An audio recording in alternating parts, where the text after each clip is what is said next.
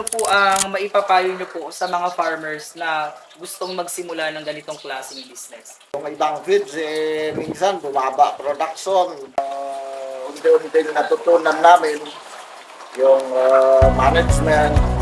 Mula nung gumamit kami sir ng algae feeds, sa awa ng Diyos, naka 90 to 94%.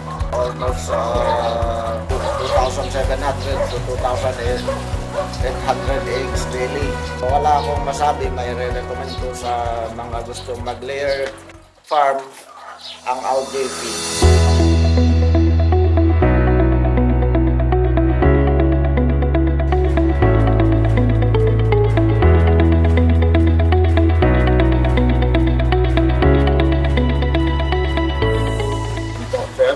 Ako po si Lambino Hitler, taga dito sa Nagsabaran, Jadi, Nueva Vizcaya.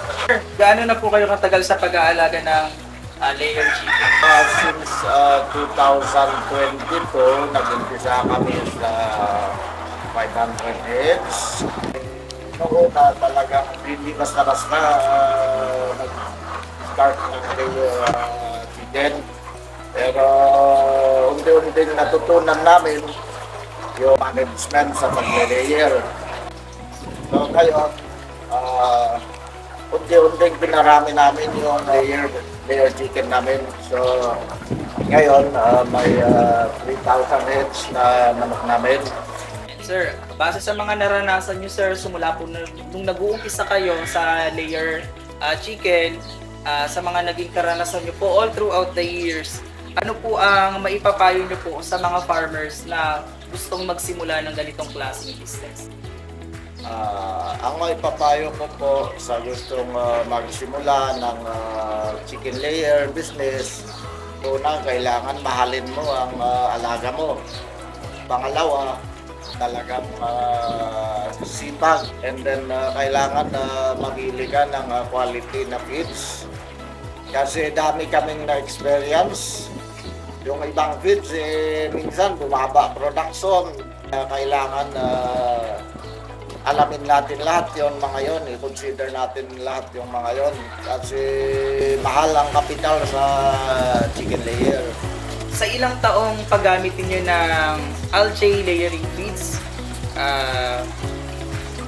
ito po ba ay maire-recommenda nyo sa mga gustong magtayo ng isang layering farm?